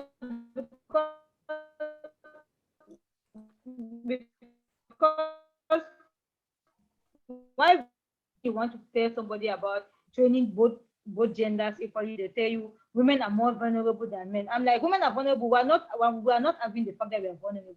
Because since they started telling me I am vulnerable, the men that I see myself more preferable than him.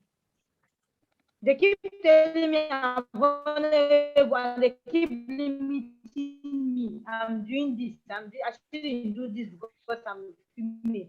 I shouldn't do that to prove myself to people that I'm not that vulnerable as they claim. Because since they started telling me I'm vulnerable, I've been checking my life. Where am I vulnerable? What happened to me? I like how you mentioned that our cultural values from back then, you said they don't match with present times and therefore they need to be upgraded. So I want to kind of focus on that for a minute. But first, I see our other special guest, our brother Monte. He's joined us once again. Zenaba, special guest. I left you at some point. Yes. Of course, you're our special guest as well. yes.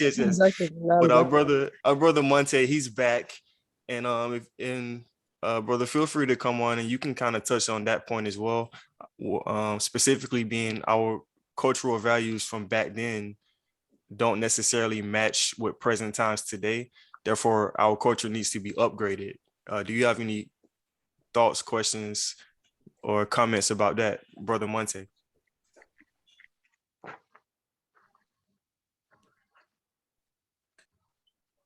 Greetings,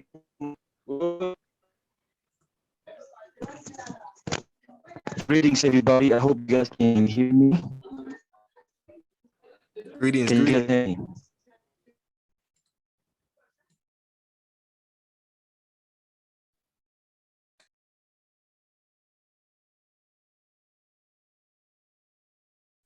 Are you there, brother? Brother Greetings to Monte. you, Brother Monte. So sorry. Hello, can you hear me? Yes, we.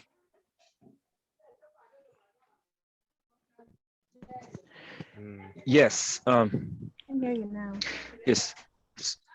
Okay, beautiful. I'm so sorry, guys. I traveled back home. I'm here in Cameroon, and we got here just yesterday, and I'm still figuring out everything. And then I just connected to a friend hotspot, and because I didn't want to miss this meeting, so I did all that I could to at least have some internet, right?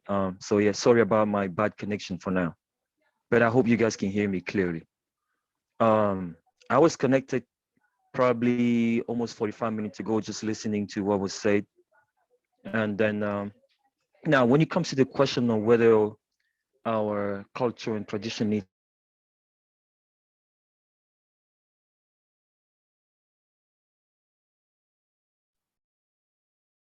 We were just getting to the good part. You went out.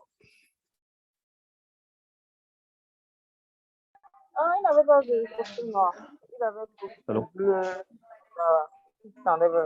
hello. Yes, yes, brother. The floor is still yours. All right, thank you. So I was just saying that when it comes to the question of whether or not our culture needs to be upgraded, um, I would say that it sounds like a good premises, right? It sounds like a good intention, but I just would like to say that before we think about that, we should actually find out very well what is that culture and what is those traditions. Understand them very well. Because what I realized is that a lot of our people, you know, don't really understand their own culture from practicing it, right? And from really getting in the heart of it and understanding what really that means, right? Now, because if you do understand what that means as far as um the, the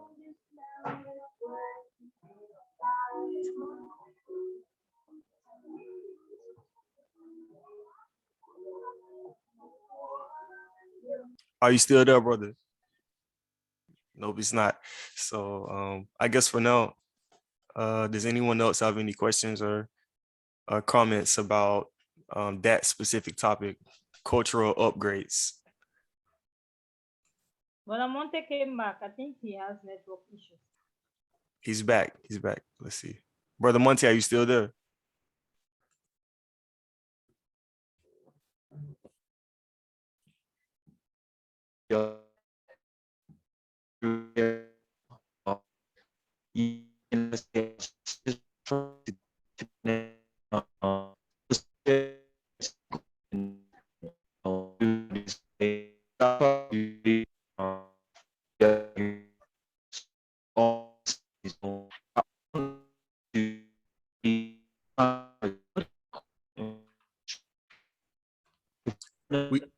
We can't hear you, brother. You're Can I breaking come up very in? bad.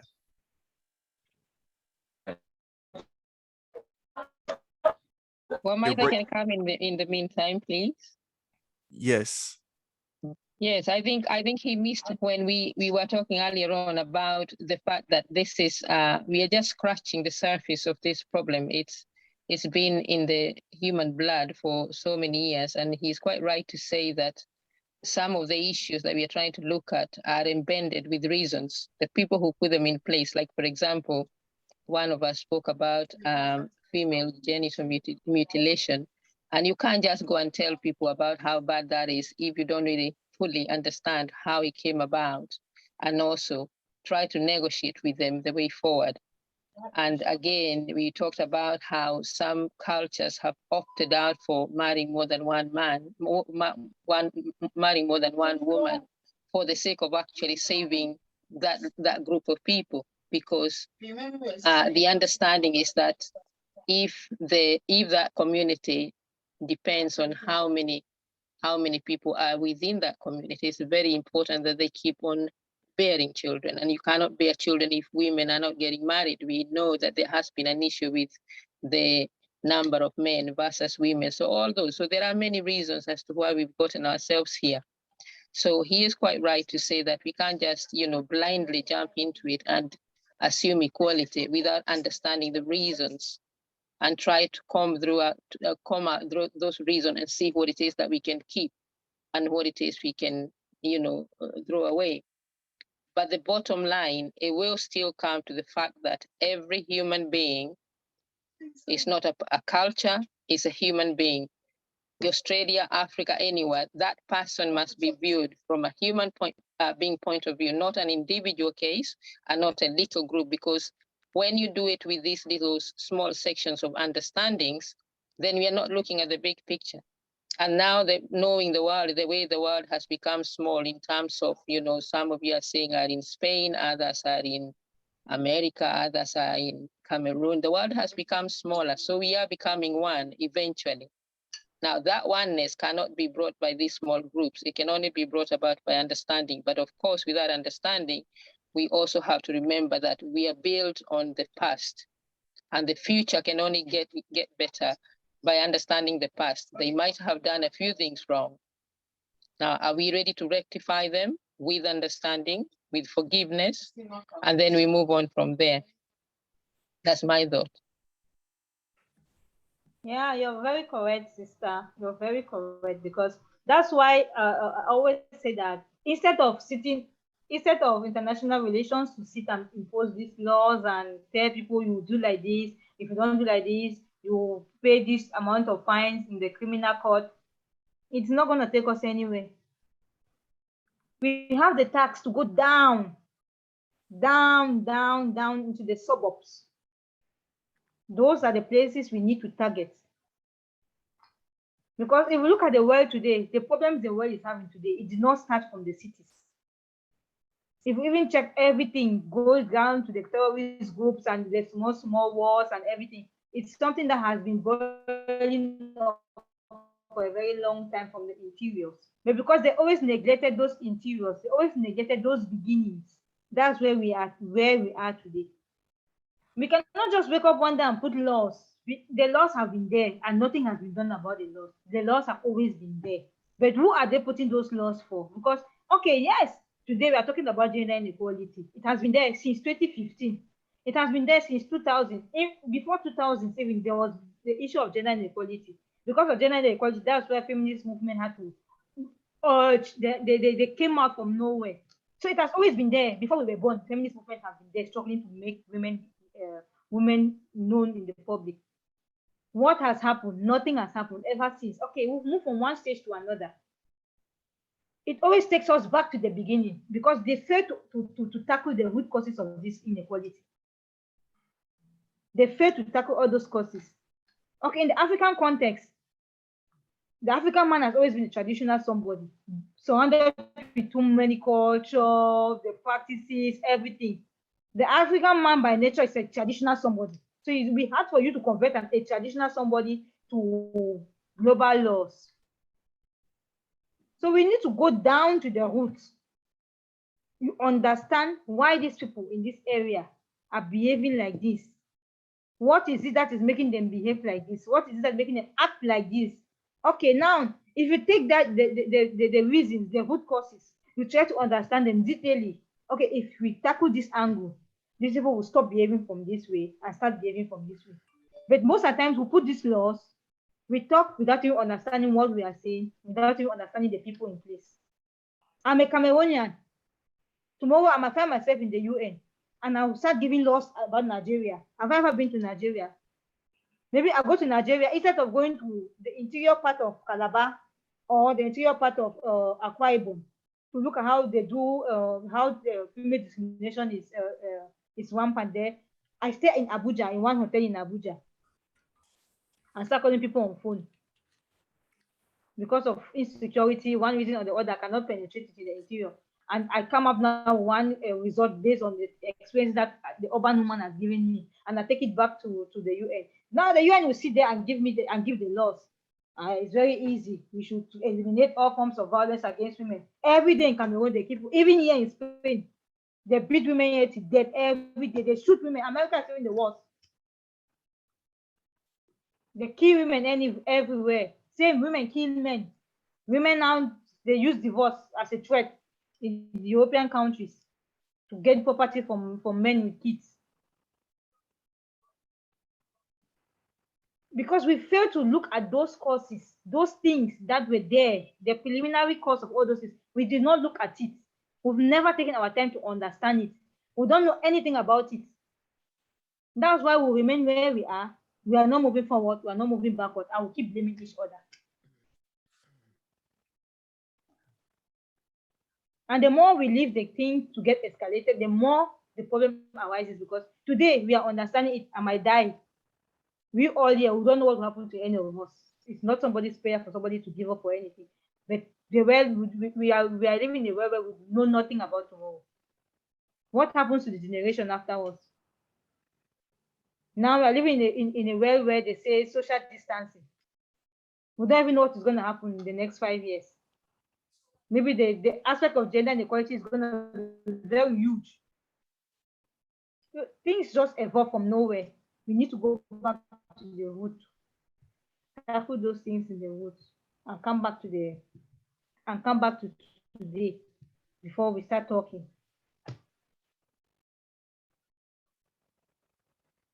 Thank you, sister. Brother Moncam, I saw your hand was raised. The floor is yours. Yeah, I think she actually says everything, but I'm just gonna add a bit to what Sister Wamata says. I mean, thank you very much, Sister. I've learned a lot from your intervention today. I mean, what I probably think is that it's quite important as a man to show the good example to the kid when in the house, because if you want to rely on if you bring the gender inequality in the house, you actually training the young people there. They're gonna copy what you're doing. As a man, if you come back home and then you just sit there waiting for the wife to bring the food there, put your feet there watching the TV, and then she's doing everything. Maybe she got a baby, and then the night time she's gonna wake up about 4 times to look after that child. So I mean, it's like not having a position for a man or a woman in the house that's gonna work perfectly. If you probably say that, okay, that's a woman's job, that's a man's job, then obviously it's not going to build a good relationship between in the family to start. And then the children come in there, they're not going to learn. They're going to look at it and say, oh, my dad never used to do that. Well, why would I do that? I mean, when I travel back home and my mom and I get home, I want to cook sometime, but my mom doesn't let me cook. So I want to go in the kitchen there and then cook because I know how to cook. But she just said, no, you cannot cook, They're going to serve you. So that's the kind of thing that we need to kind of change it with our children, so they can, tomorrow they can actually change it again. And my mom wasn't allowed to go in school, because my granddad believed that the women have to stay home, and then the men have to go in school. So she wasn't there to go in school. Her sister didn't get to school. All the men in the family went to school, but she wasn't allowed to go in school.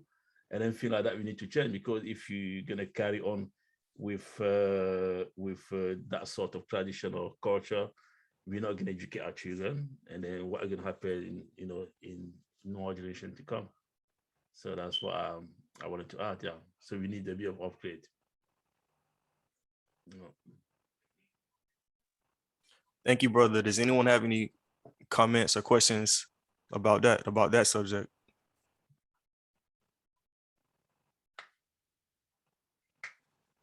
Going once, going twice. I guess not. So I guess I'm here. Yes. Go ahead, sister. Yes. No, about what brother just said, I completely understand. But the thing is, you see, his mom, when he come back home, he wanted to cook, and mom say no, because for her, it's yeah, that's my baby, no, I'm cooking, and that's how I raise you always. I'm here for you. I will always be here for you. But in meantime, his mom teach him good, because he's there, yeah.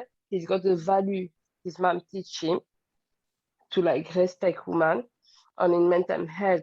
Because when like he come back home, yeah, he could be like, if he didn't have any like, rule or like, like, I don't know, something like when he comment on dit ça? Education, if he didn't have like a good base at the beginning, he would have come back home and just sit down and wait for, his mom, which one is older than him, then she's gonna cook. But he come back home, he wanted to cook, even though he know his mom is gonna be always there and she's gonna always want to do because for her it's his baby. But like, he's like, yeah, I wanna do it. And in meantime, like, the way how he raised his children, yeah, and with his partner and all of this one, he's been like teaching and he's been like helping his, wife. He's been like, teaching, his kids and all of that. So I have to like, be the same like how his mom done it and how he is. So like, I mean, that's it. I mean, I don't know, nothing else. I don't know what to say. Thank you, sister. To our sister Petronella, is there any topic that you wanted to address in this meeting that we haven't covered just yet? Actually, you've covered everything I wanted to talk about. Thank you. Okay, so I guess at this portion, we'll just go into final thoughts, questions, and concerns from everyone. And then last but not least, we will let our sister Petronella give us her final thoughts on what we should know about this issue before we close the meeting. So if anyone has a question that they have not been able to ask just yet, please mute yourself and direct your question or make your comment. And as I said, after that, we'll go into our sister Petronella giving us her final thoughts, and then we'll close the meeting. So the floor is open. Well, Maida is coming in. I think I would like to ask the men in the house how they feel when they feel women expressing their concerns about this. How do you actually feel? Because at the end of the day, it's all well talking about the woman's struggle in this area, but I feel that, men either don't get a good platform to express themselves. I have had it. I come from a house of many brothers, and I'm one of the younger person, and I have observed actually women dominating the space so much that the man almost feels like there is no room to express themselves within the family. And I wonder, I know Moncam has spoken about a few things about how man should behave around the house. But do you actually feel, because I know, again, this is from my observation, is that when you become of age, you are very quick to go and look for this woman. For some reason, it feels like to me is to complete you as a man. And it is only when the relationship between you and your wife start getting a bit old that now you remember the mother, who is the love of your life, the mother. And again, there a gap is created, because when that happens is you tend to leave the wife that you rushed for, even though your mother would have sworn that you are not ready for a woman. And also the mother would have sworn that you actually need to know yourself well before you go to look for this completion. I just wonder whether there is a way one of you men in the house can tell us, briefly how they feel about this on behalf of the other men, or, from a personal point of view. That's a good question. That's a very good question. I think that as a man, like you say yourself, when you in the house, you need to grow as a unit. So there's no culture, there's no anything. So and again, like Sister Petronella said, you have to look at yourself, and then you to ask yourself, if I was a woman, will I date myself? The way you behave and everything. And then you have to look at yourself. If you got a daughter, if will I let my daughter date somebody like me? So again, that actually get you to to have a structure and then to be able to work together. Because obviously, like I said, we educate young people to take a guy to take a young man, a young boy to be a man tomorrow, and then get somebody else's daughter. Like we educate our daughter to go in somebody else's house tomorrow. And then when they got that education, so if I'm educating my kid in the house, and then somebody else educate their kid in the house, the way I'm doing it, when them kids gonna meet each other, it's gonna be perfect. So we need to be mindful of everything we do. And then it's about more communication again. It's about understanding that this thing needs to be done. And then you got to do that before even asking. You know, imagine that you in the house and then your wife just had a baby. You work in the morning and then she's home in the whole day. You coming back home as a man, you say that, okay, my place as a man is to just sit here and wait for food. I'm not going to wake up in the morning because I'm going to work in the morning. I'm not going to wake up 4 times to change that kid, to do everything. And then she's going to do that the whole night. And then when you left, she's going to be left with that kid again. So she's going to have the whole day doing the same thing again. So that can be, the weight of that can be very, very heavy. So it's about understanding and communicating, and then kind of like be able to resolve issues together. That's, I don't know if that answers your question. If I can add to that too, brother, and I see Brother Jerry says he has to go. It was good to see you, brother, and take care. But if I can add to that, so as you know, I am Bamileke through my mother's side. So I grew up with my mother and my grandmother in the same household. And my perspective on this may be different only because I grew up watching, you know, how most families, the father is the head of the household. On my mother's side, my grandmother is the head of the household. She was the one who we all went to, the disciplinarian, the one who gave us all advice, and the one who, you know, was in charge of everything. So I never seen really women in my life take the role as being beneath a man, or being unequal to a man, because the women in my life, my mother and my grandmother, they've always been the ones, you know, leading the charge. And even with my grandfather, their marriage didn't work out, but that's because she wouldn't necessarily put up with some of the things that what I'm hearing the men in our culture do, such as, you know, coming home and don't want to do anything, just want your food. And, you know, she didn't put up with that. She's very strong-willed, but that could be due to, you know, differences in culture. But my perspective of it is that in my household with my wife, I cook. You know, my wife cooks too, but I enjoy cooking. So I cook all the time.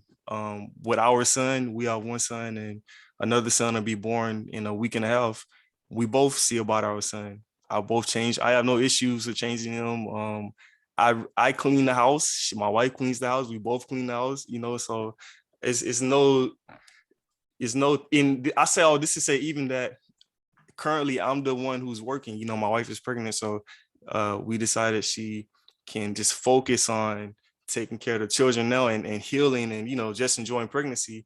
And I'm working, but I don't have the perspective of seeing the men dominate the women like that. So my perspective a little different. But in those cases where that is happening, and I know it is happening, you know, all over the world, I do think that we could benefit as men from having an equal partner instead of, you know, another child, basically, because that's how they're treating the women, is as if they're a child. I'm bossing you around and you need me to do this. If you want to go to the store, you need to come to me. I'll give you money to go to the store. If you know, so I don't think that's very beneficial. I don't see how that's even been still, you know, working for so long. But from my perspective, to answer your question, Sister Wametha, I don't agree with that. And I haven't seen that growing up because I was raised by, you know, strong women. So that's what I've seen, you know, independent women, you know. So does any other men have any question or any comments to answer our sister's question about the male perspective on this topic?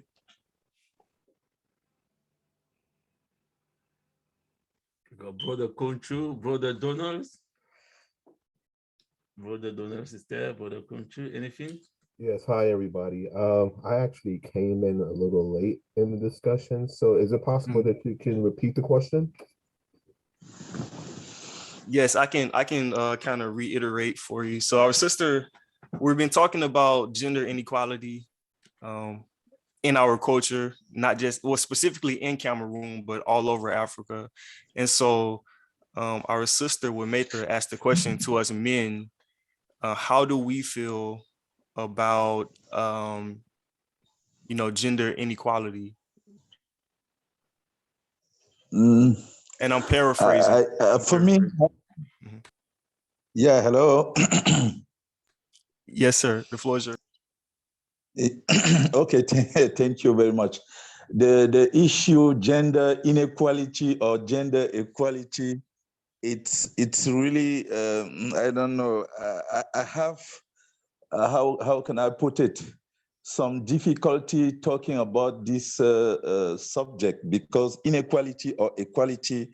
I'm wondering if we should be looking for an equality and what is equality at all. Uh, I mean, some of us who maybe have the chance to or the opportunity to learn some economics. Sometimes we have this Ricardo theory where we even in different countries or in the economics, the perspective is to let people do what they can do, what they have the skills and what they can achieve the best performance to do that. And the fact or the question is, should men and women be doing the same thing? I think in household there is like role sharing in our tradition, and I think this role sharing, I don't know how it happens, but I'm sure the role we share on the regard of what each can do, on the skills of women and men. And if the women have the best skill, let's say to cook or to look out of kids and so on, the society just put it like that. And the men went out, the women work in the household, and the men work out of the household. And when I think about my mother, even in the household, even let's say sometime being, I will put it like that way, in parentheses, under the leadership of my father, but she was the one carrying the family and doing most of the things in the family. And if you have to look, let's say, who has the power in that household, I will say it's my mother. Because if she will say, sometimes she have a farm, she go to the farm, she go to the market, she sell this, she sell that, she come back and cook. My father, of course, he have also a shop in the city, also selling things. And sometimes maybe being in the situation like being under the leadership of the father, but at the end, the one having the power in this household and in this family was my mother, and I know it. And I think also my father know it. He also himself know it. Even if in their relationship, sometime someone can think the father is the one, yes, let's say, having the power, because I think this gender equality or inequalities goes to is a matter of power. I think that's maybe the word we don't want to use, and we cannot think about why we should even be looking for an equality, because the things, even when we come to the world, when we are born, someone is bigger than the other one, someone is, I don't know, fatter, and so on. And why should we look of equality if the things for the beginning, all right, already are not equal? So, and And the problem is just to know how yes, how a man and a woman can find themselves, like, let's say, I don't know if you say in English the right word is equilibrious, to find and balance, to find the right balance, how to live together, and those coming from out, they will look at the things with their own mindset, with their own perspective. And I think always the European perspective is to judge and to say, yes, here women do this, do women do that. But for those who know even the history in Europe or in the Western world, it was quite the same. It was quite the same, like we know in our traditional society. And the difference came just with the Industrial Revolution. It's when the Industrial Revolution came and people have the opportunity to go out for work, because the problem was work within the household and work outside the household. And when there were opportunity for enough people to go and work outside of the household, that's the time, even in the Western world, that the women have the same opportunity like men. And now, when people from this society will came here, they will look at the society with, let's say, yes, their eyes from the Western world, but the situation here is not the same. So I think for me, yes, maybe for people is an interesting subject, but for me, I think there is no need of looking of equality or inequality. The problem or the issue in every household is just how the partner, the man and the woman will find the right balance to live together. I think that's what I can say. Thank you. Wow, that's very powerful. Thank you, Brother Country. That's powerful. Yes, finding the right balance is what I took away from that. Does any of our other men on here want to answer our sister's question and just give your perspective on this issue? Maybe I can say my position on that quickly. I'm also into the direction of finding the right balance, because most of the time when we talk about equality, we look at the outcome. For example, in the US, I say the US because I think it's a very good example.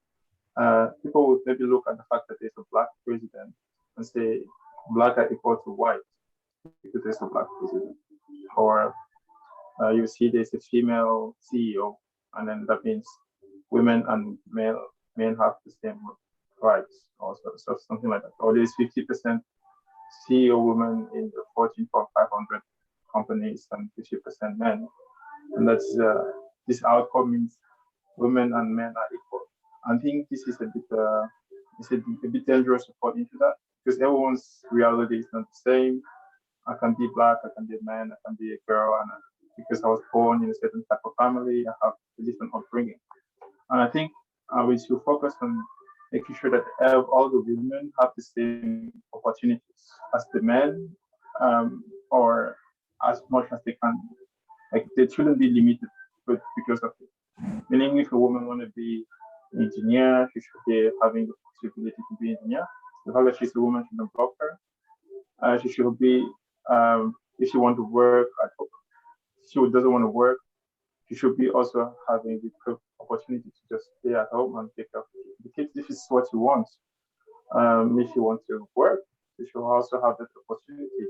I mean, we should just open the debate also in our society, in African societies, but also in the West, and not so much to focus on what is feasible, meaning similar outcome, like the outcome we think represent everyone, but instead we need to look at every individual and then make sure that every individual can expand what they want to expand, or explore what they want to explore. And we should some people who make some choice shouldn't be frowned upon, because in some when we talk too much about equality, when a woman will decide to stay at home to take care of her children, some other women or men will think she's wrong because she's backwards, and this shouldn't be the direction of the debate. I think it should be more the woman, she should be valued whether she chooses to do it like that or not. And she should be able to have a discussion with her husband on equal footing. She should be able to express her ideas. She should be able to get the proper medications she needs. If she feel like she needs to support the family to work, she should be able to have it. If she, for whatever reason, she doesn't have to live with her husband anymore, she has to divorce or whatever, she should be able to have a decent life still. And I think this is the goal I want to aim for. And as a male, I think I've seen also that for my family. I would say my grandma was maybe living in a society that will be considered by most people like a very masculine society, patriarchal society, where she might not be considered to have equal rights. But she has a lot of power, but just it would not be visible. So the outcome would be people would think, okay, she lived in this family with where there were 6 wives and one husband, so she was mistreated, whatever. But if you get into the details, nitty-gritty of her life, you see that she made a lot of influence into the community, into the couple, and many more things. And so our culture might also have this embedded in it, this kind of desire to have a sort of a balance. We should just look for the balance overall, whether it's from our culture, from what the mother one has to offer, so that we as Africans, Black people, find also our own way, which might not be 100% the same as everyone's way, but we just need to make sure that everyone is treated equally and with respect, whether they're women or man or kids or from this tribe or not. Since this is the common denominator across all humanity. Yeah, this is the bit of my summary for my point, my take on that.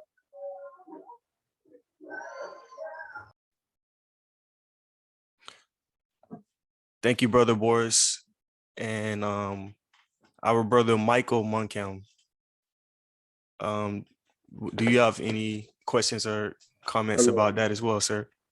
I'm not quite sure, but I've been like listening to what everyone's saying. Absolutely. And your father, is that Vincent Monkam? Yeah, that's my dad's. Yeah. Nice to meet you. Nice to meet you, Justin. Nice to meet you. Yes, sir. Absolutely.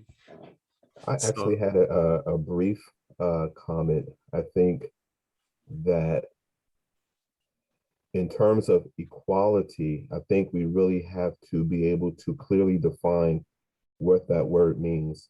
I believe that if you ask 10 people what they think equality means, you're probably going to get 10 different definitions. But when I look at the word equality, I think about the equalness in value. So I look at the value of the person. And so when you look at it from the perspective of everybody has the value and everybody has the right to be treated with value, it eliminates a lot of the inequalities that we experience, not just in gender, but just inequality across the board. I personally believe that inequality is about power and control, because for whatever reason, it just creates a separation between, the difference of parties for whatever reason. But when we look at the equality of people, especially when it comes to men and women bring different things to the table. They bring different strengths to the table. The reality is that there are differences, and we have to learn to embrace the differences from what a woman brings to the table versus what a man brings to the table. I think that what happens is that we confuse equality with expectations. And so when we look at what a man versus a woman, right? A woman in our culture, pretty much, if the opportunity affords itself, can either work or stay home and take care of the family. But our culture teaches in our society, and particularly the American society, that if a man doesn't work, he's frowned upon. He's not viewed as a man, because the expectation is that a man is supposed to provide, he's supposed to protect, he's supposed to do all these different things. And if he does not do those things, then his manhood is questioned. Where a woman, not necessarily, you know. So I think it depends on how we look at it, and we have to not confuse the two, the equality versus expectations. When we look at that everybody's equal in value and that we all bring something to the table, that it would eliminate all these types of expectations and the whole idea of inequality. That's just my take on it. Very, very powerful and well spoken, my brother. My brother Wow. Daniel, powerful. Anyone else before we go into final thoughts? Does anyone else have any, the male specifically, but Sister Zinaba, feel free as well, but I didn't anyone say else? nothing. Yeah.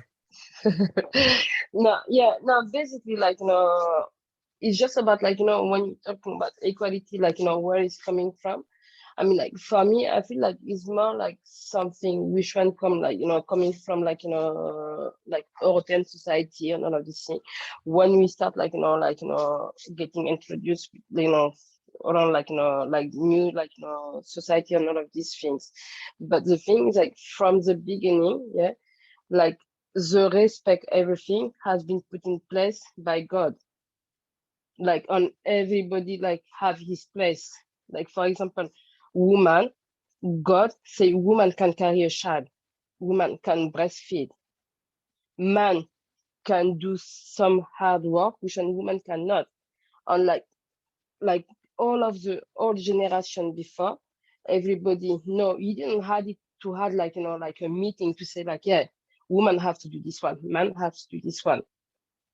On, like, the respect, yeah, like what man cannot do, even, like, I mean, like, how do you say, like, now, like, supposed to be a man thing, when the woman can do, the man is gonna respect and he's gonna let her do it, and he's gonna respect her, even though she's at home, she's not doing anything apart, like, looking after the kids. And when she wants to work, she's gonna go for work. And it's the same thing in the other side. And, like, they all been, like, with respect everything before. And, like, everything already has been written down before. And, like, now it's kind of, like, confusing because, like, I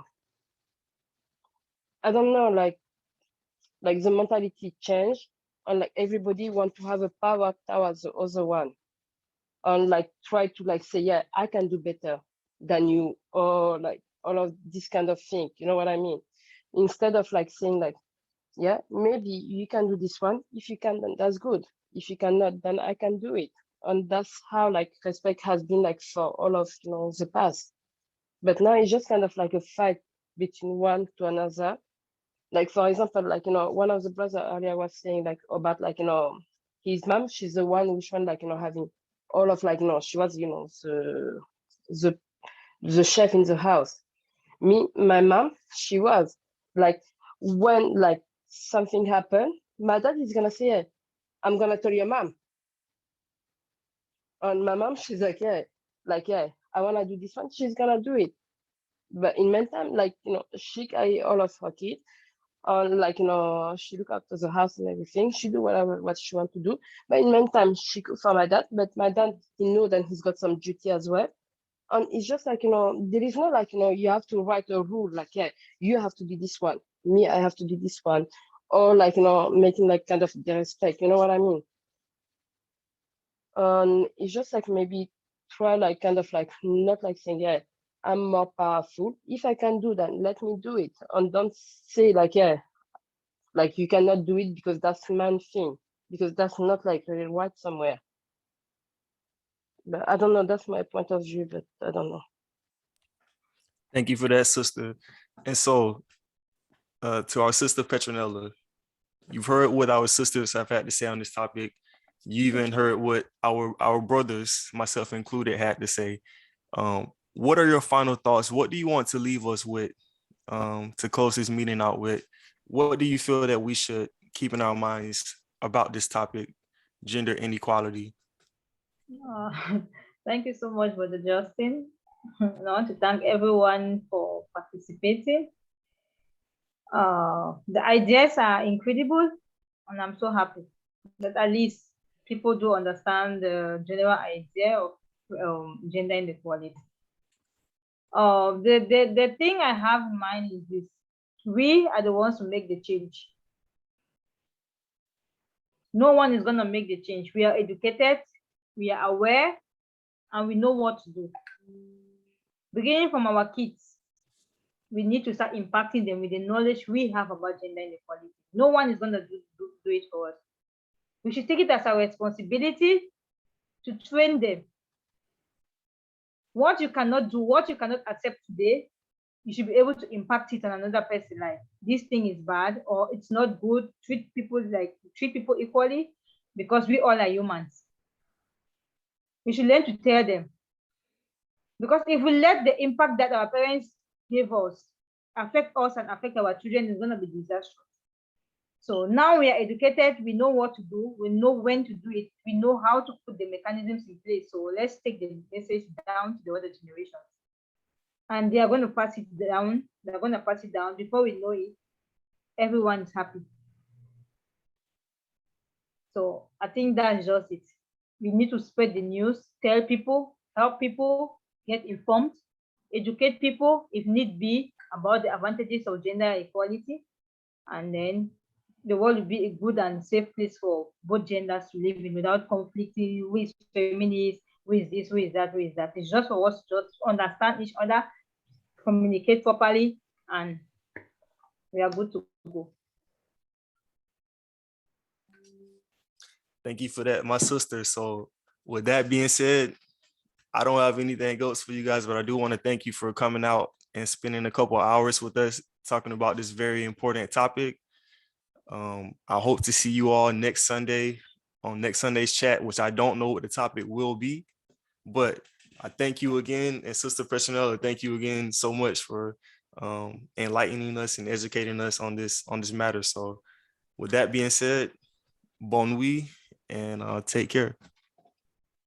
Thank Good you. night, Thank you. Good night, everyone. Thank you.